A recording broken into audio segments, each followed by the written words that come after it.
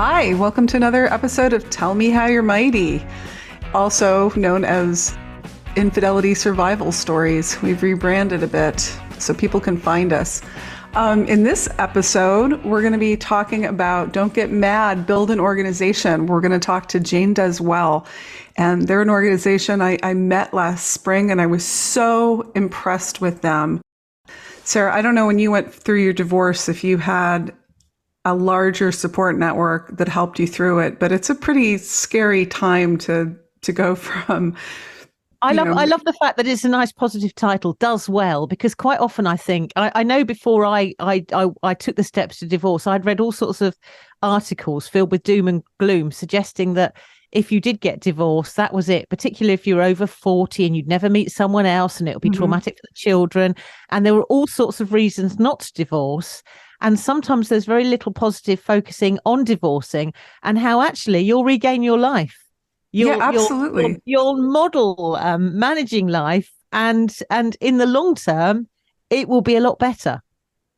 Absolutely. And it's such an isolating thing. Like if you go through it and you don't know anybody who's gone through it or is currently going through it, you can feel very lonely. You can feel very freak of the week. So what really impressed me with Jane Does Well is that they connect other women and help them everything from navigating divorce laws in your state to just having coffee, just meeting somebody that you wouldn't ordinarily meet who gets you at a level that you might not have ever thought to connect with this person. And I love that. So without further ado, I'm going to introduce Christine Pavlina, and she's the co-founder and executive director of Jane Does Well, which is a nonprofit that helps women navigate divorce. And Christina and Sue Kissiday started the group after their own divorces. And now Jane Does Well is a national outreach organization. It's not just in Boston. They're now, I think, in 25 states. And beyond social meetups, single mom support groups, yoga, divorce education workshops, they're also advocating for legislation and changes to make family courts more accessible and fair to women. Way to be mighty. Welcome, Christina. Thank you. Thank you so much, Tracy and Sarah. It's lovely to be here. Tell me tell me a little bit about your own divorce and what made you take the big step with Sue to create an organization to help others. Because it's one thing to go through a divorce, pretty common, awful experience, but it's quite another to create a national outreach organization. Absolutely. I never planned to start this organization. It completely evolved organically over a few years, starting in late 2015. When going through my divorce process, a friend of mine took my hand and she continuously reassured me that we were going through my divorce together. She got me out of bed some mornings. She went with me to my lawyer. She helped me manage the constant flows of ups and downs until I could, stand on my own feet. And having been through divorce herself, she was daily proof that I would eventually feel whole again. And so, divorce can leave even the most together woman feeling completely like undone. It's such a seismic shakeup of your world, right? And friends often they'll disappear or take sides, or sometimes your own family is hurt and doesn't understand how to support you. And so when I got through the process, I just really, knew that people need a support system. And I felt like my friend was there for that. And so I heard, that a neighbor, the co-founder, Sue Kissiday, was going through her process. And I just knocked on her door. Wow. And it actually, and this, we can get into another reason why this happened, but she actually didn't respond to my reach outs for a year. And I eventually started to, reach out to other women, but, Sue finally said, okay, I'm ready to talk. And when she did, that's when she realized oh, we need to talk to each other. This actually makes me feel better, not worse. And so together, we just started inviting more women to coffee or dinners, and it just, I just believe so strongly in a support system, like a caring community to help women through this process. So we just invited guest speakers. We shared information. And during the pandemic, our programs went virtual, and which enabled more women to join us. Fantastic. We're just like an engine where, this energy that exists where women could feel seen and heard and valued without judgment, which is so important. And it's just been an empowering organization. And that's how we got started. Fantastic. One of the things that really impressed me about Jane Does Well is that you guys are taking on child support enforcement. To back up a little bit, I met Christina when the organization invited me to one of their fundraisers last spring. And I hadn't heard of them. I'm not in the Boston area. And I Googled their work. I thought, oh, it's nice. It's like a little coffee klatch or something. And I had no idea that they had gone and lobbied state legislatures to improve child support enforcement in Massachusetts. And that's a big thing, from just, hey, neighbor, you're going through divorce, I'm going through a divorce, to knocking on lawmakers' doors and making your presence known and letting them know about the systemic reasons that make it difficult for women to get divorced and be single parents.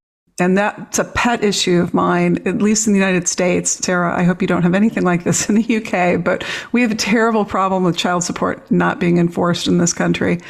I think it's a universal thing, to be honest. You can skip off into the distance and forget about all your responsibilities if you fancy it, with very, very little redress for those left behind. Well, and what happened with us, actually, we just were getting on these forums, speaking to one another and realizing there was a lot of frustration, right? There's a lot of frustration when you encounter the family courts and the system, right?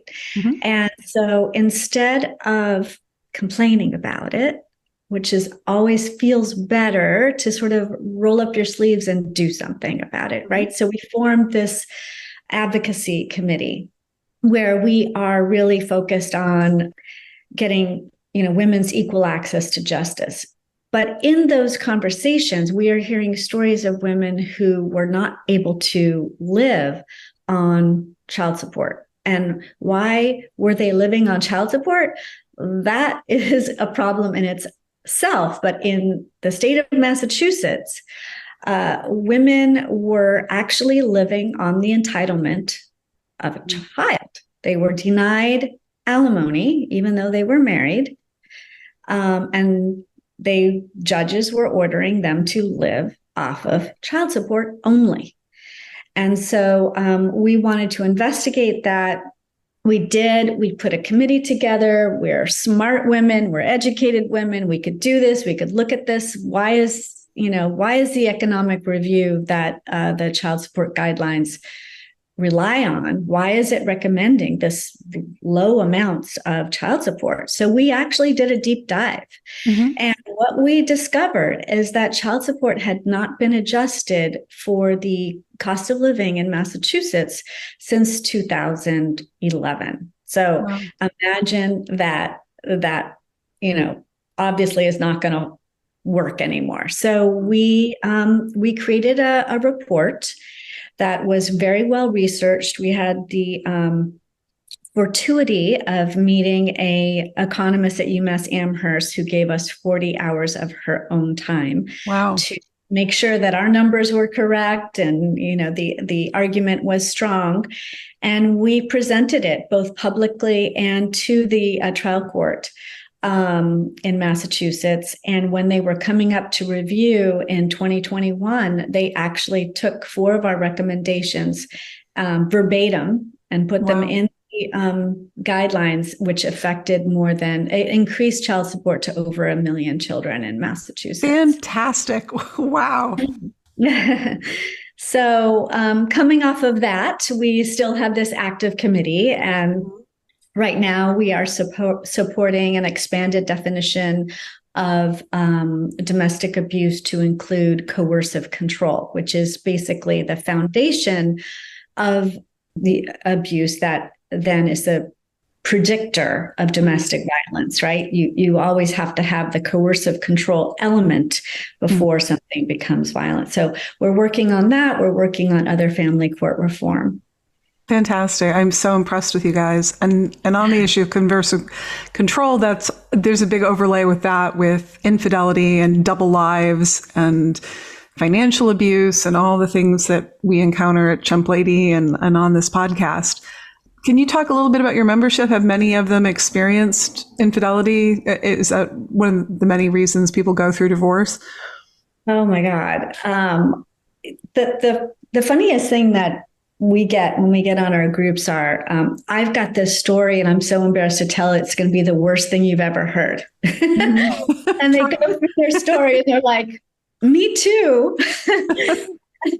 And I don't know what it is. I don't know what it is. And I don't know statistically if infidelity is, it looks like it's just an out of control fire, but I'm not sure if has always been that way, or it just statistically it's really incredible now. I mean, the statistics got to be crazy, but it is, I would say, the major part of these divorces are happening because of infidelity.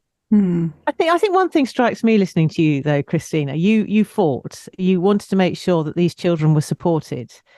These were children that were brought into the world by their parents, by the fathers that loved them or wanted them, and it always strikes me as incredible that it takes legislation and people like you and people fighting for their rights, and that their own parent fails to see their own responsibilities and do what they can in order to make sure that their child is well supported. Because so often you hear, particularly during affairs, about how, oh, well, it was you, it wasn't it, but I still love my children. But inevitably children do get caught up in this, and they're the ones that end up, suffering if support isn't adequate.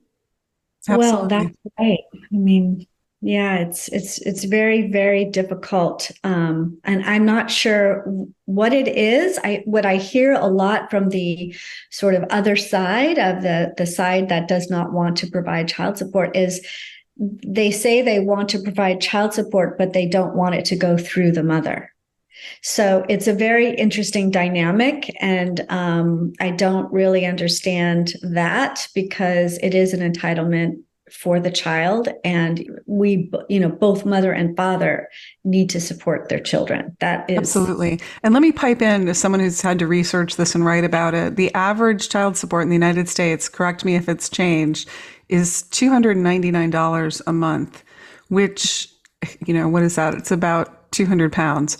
So it is not going to pay your grocery bill for children. It's not going to pay your utility bill. It's not, in terms of it being an entitlement, it's a very modest entitlement. And even that is not enforced. I think the figure is something like half of people don't receive anything, get $0 of that. And the majority have a hard time collecting even modest amounts of money. And I know that there's this stereotype out there that, this woman's just got baby, she's a baby mama and she's collecting checks and having all these kids. And, it's kind of the welfare cheat stereotype. It's so far from the truth. I mean, women are having to come up with the rest of the money. And it is, I'm sorry, this is a gendered thing. It is mostly women that are stuck, and it's the men who aren't paying. I think that's true as like 87% or something. I mean, I don't have my figures in front of me, but I've written about it. It's shocking. It's such an access to justice issue. And I don't know why it's not reported on a larger scale, because we really are letting children down. Even if you wanted to pay that $300 to your kid, there's nothing there's nothing to say you have to pay for that child after you're 18. Nothing to say you have to pay for their medical bills, keep them on insurance. I mean, there's all sorts of ways that, deadbeat parents skirt around this.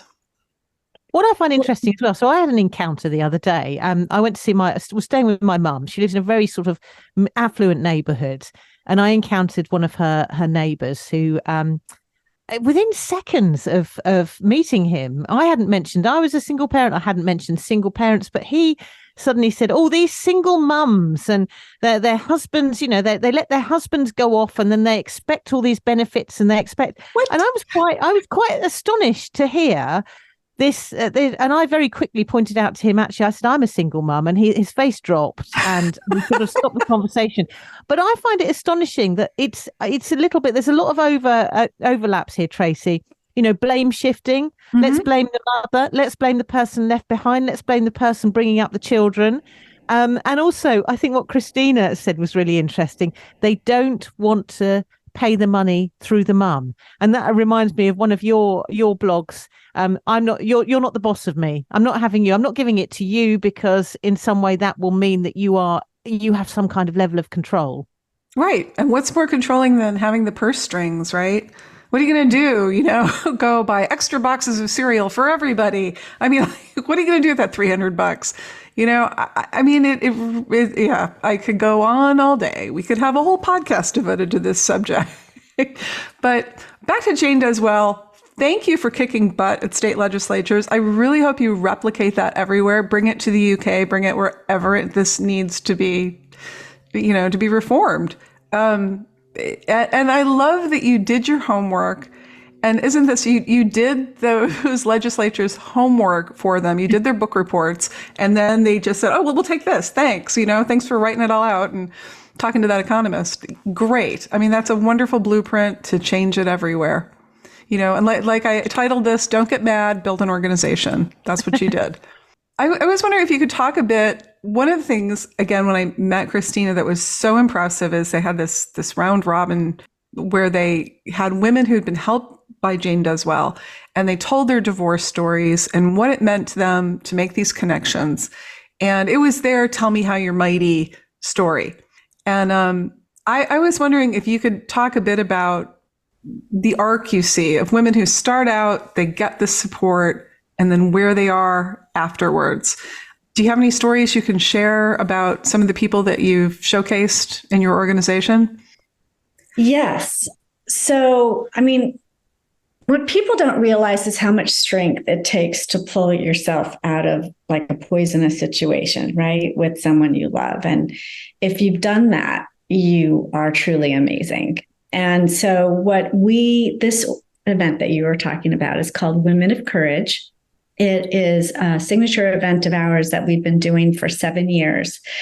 And we hear these, well, let me just back up and say, I love what I do so much because I get to see women come, sometimes in a puddle, in a really difficult time. And I get to see the sort of metamorphosis, right? I get to see them blossom and take ownership of their life again. And so it's so inspirational. And I just want to give that gift to our membership. I want them to see that here is someone who was, a place where she thought she would never feel whole again. And we usually invite 4 women to tell their story, and it's in an in-person event, except during the pandemic. And it's just so transforming. We get so many compliments afterwards. And we have done nothing except provided a venue for women to share these stories. But what it provides is hope, right? And so we have women who've had, terrible stories. And I could get into some of the stories if you want. And it's always harder for me to explain somebody else's story than they would explain what they, but there's some really, really, really bad stories. And So, I'll tell you one story that I'm calling all of my ladies Jane. Okay.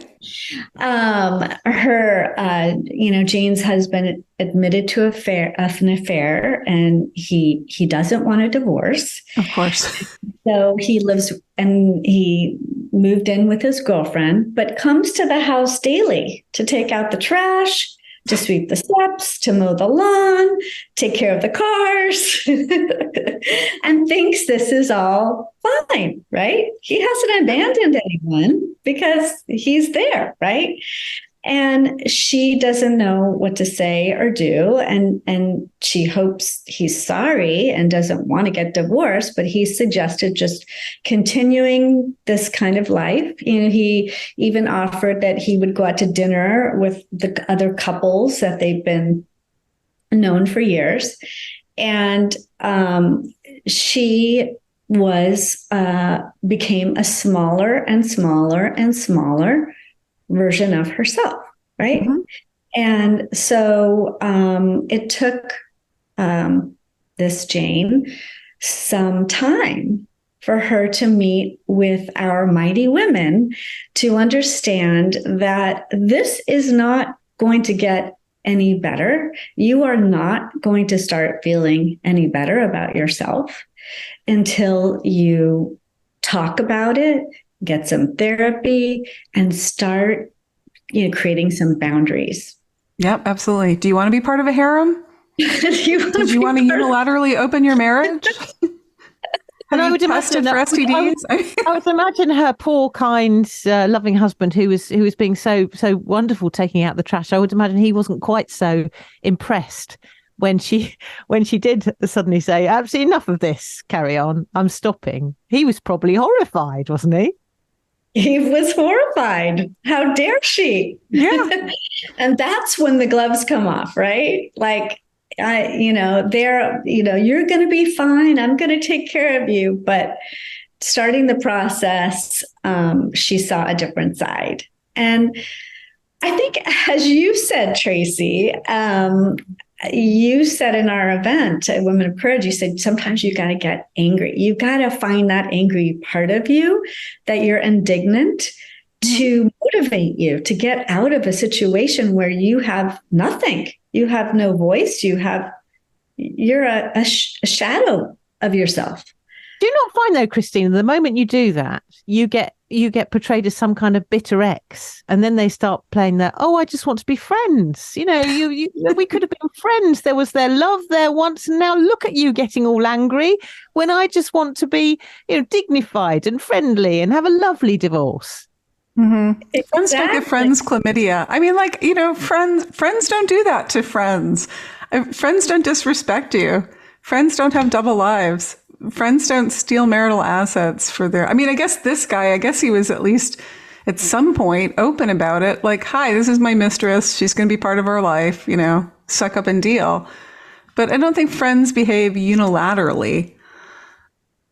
Anyway, I could go on. I won't. They do, but they do play that mournful card, don't they? It's that blame shifting where you're suddenly the evil baddie because you're not prepared to accept this unacceptable situation.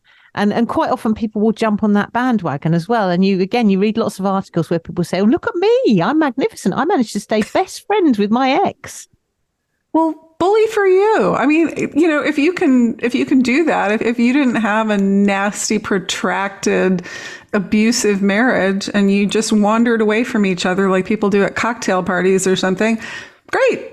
Be a shallow person with a shallow friendship with your ex, or a deep abiding love for someone you no longer want to be married to. I don't know. It's fine. That's great. But what you can't be is smug and self-satisfied about it, because a lot of people don't have the raw materials to work with for friendship or mutual respect because they've been abused. I mean, that's the fact of it, right? And this woman, this Jane, that was her situation. This guy was humiliating her on a daily basis. I noticed as well, Christina mentioned there about having this really good friend that helped navigate through her divorce, and I think that's a common theme. And don't you think as well that when you go through a divorce, you really do find out who your friends are, who your real friends are? Oh God, yes, that's the truth. I mean, you know, the friends that stay are the friends that matter, right? I mean, you're going to lose some friends, but the ones that are there for you, that care for you, they become such a life force and give you that. You need that. You need that energy to survive. It is a hard thing. If anything, it's your own self telling you, it brings up a lot of things that people tend to tell themselves, right? I'm not good enough. What did I do? Somehow it was my fault. So if you can have a friend saying, hey, girl, this ain't your fault. You get out of bed. Come on, we're going to do this. It makes all the difference. You need that. Yeah, and not only that, but you're setting an example of what a healthy, good life looks like on the other side, whether that you're single, whether you partner up again, whether you blend your families, whether you raise your kids on your own, that there's a good life on the other side. And I think if more people were open about their struggles, their divorces, if they stopped wearing the shame and just said, hey, this is how my life reconstituted itself, and I'm really proud of how I navigated this. I think we go a long way. And Sarah, I wanted to segue to you because you have a beautiful story about your own family and blending families. And I'm going to hand it over. Well, very sadly, my lovely stepfather died last Friday. And I call him my stepdad because my biological dad died. So he was my dad, but Cliff was my dad since I was 10. And my mum met him when she had 2 children. He had 3 children, and they had a further child between them. So we were a family of 6 children, 2 adults. And I think one of the big fears when you get divorced is you think, oh, how am I going to ever meet anybody else that will accept my children or be a parent to them, or is it going to be traumatic for them? And I have to say that we had the most incredible blended family experience. It was a big family. It was chaotic. And ironically, there was always a part of me that thought, does he love me as much as he loves his biological children? And the moment that I realized that he did was 10 years ago when my ex-husband's affair was discovered. And Cliff was furious. He shouted at him. He said, how could you do this? Filled with absolute disgust. He was my rock. He was there, and he will always be part of me. And I do think that, as you say, it's a devastating. You have to unpick your life, but there will be a better life out there. There's got to be a better life, hasn't there, than being with somebody who models dysfunction or who undermines you or who makes you feel lesser, like that situation that Christina was describing there. Yes, it's addition by subtraction. And your story is making me about Cliff is making me think of the story that we had last week, which was Nice or Nasty, where this woman who got left after 30 years and her ex-husband was saying, actually, I'm a really great guy. I'm a great guy, even though he abandoned his family. And you stack a person like that up against a Cliff and you realize, no, they're not. Great guys exist. Cliff was a great guy. My Uncle Matt was a great guy. They're out there. But, there's also a lot of pretenders. And actually, part of that, I mean, it wasn't easy. He dealt with some, we were tricky teenagers. There was kids that would be easy to walk away from. There were difficult family situations. There were moments where we'd say, you're not my dad. You're not my real dad. But he never walked away. He was always there. He took the bad. He put everyone else first. He put the family first. And he's a classic case of, I sometimes read the excuses on your blog, Tracy, that people come up with having an affair. All those excuses were there in our family because they're there in any family, because family life is difficult. It's tricky. People end up having to put their own needs to the back of a very long queue sometimes. Mm-hmm. But the good people, they stay. They see that love is what really matters, and commitment. And my son actually said, I'm going to miss Grandad, but what he's shown me is the important thing in life. It's not possessions, it's integrity and showing people how to lead a good life. And Grandad's shown me that. What a great kid you raised. What a great example you had with Cliff. Oh. That's a great example, and I think it's wonderful that your mom found such a wonderful man. I mean, I'm lucky. I'm in a relationship with a wonderful man as well. And you're right; they're out there, and there's a lot of women in our community, and Jane does well, who they are the value-oriented person, always were in the relationship. So they are the one that had all of the values and they were providing it to the person that they found, right? Mm-hmm. So the trick is to find that person is to always remember, and every person you date and every relationship you're starting to enter is, who am I looking for? I'm looking for the person of value, of the person that is most like me. Where I think when we were young, we were looking for different things, and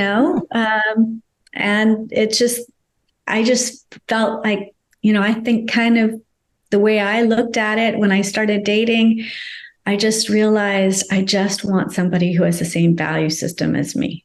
Yeah, I mean, it's what boils down, and reciprocity. You want somebody who is just as invested and who gives back, where it's not lopsided.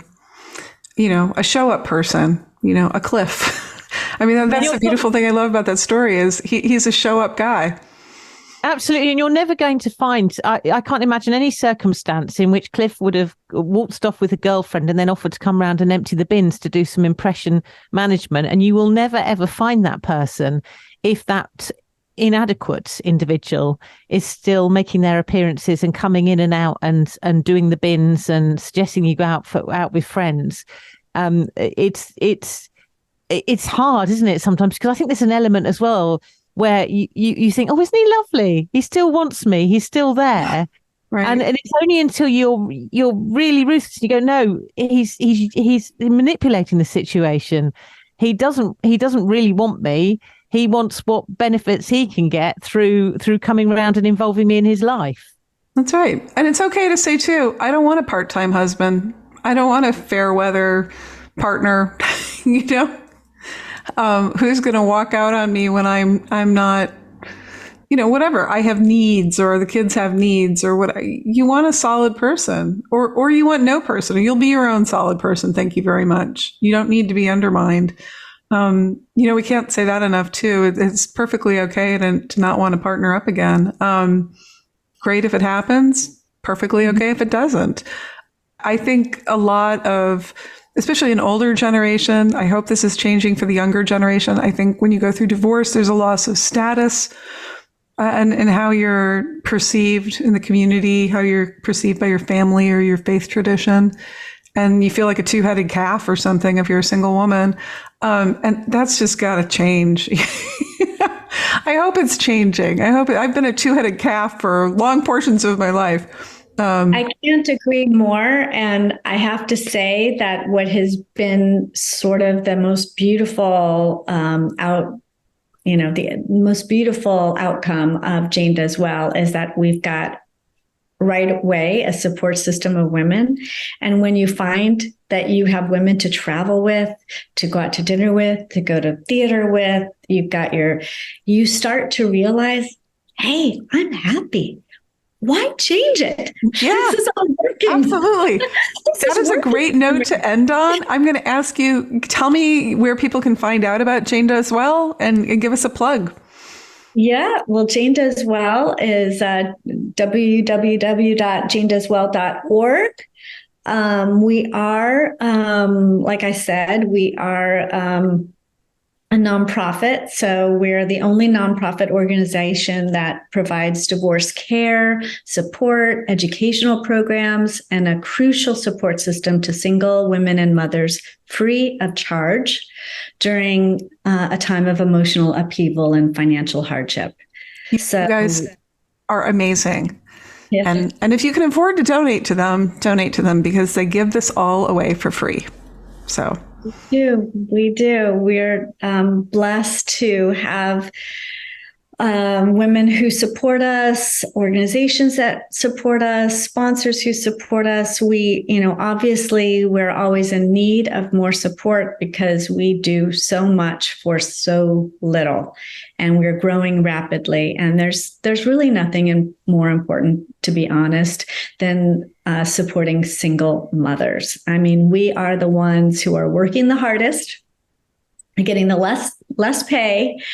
And we are, we just, when we face the court system, we are always we're not on the right side of the power balance. We're always. Thank you for changing that. Thank you for attacking that. Thanks. And that's it for this episode. Thanks for having me. Hey, thanks for listening to another episode of Tell Me How You're Mighty. Please follow us on Spotify or iTunes or wherever you get your podcasts. And if you'd like to leave us a voice message, go to chumplady.com/mighty. We love your stories and suggestions. Thanks.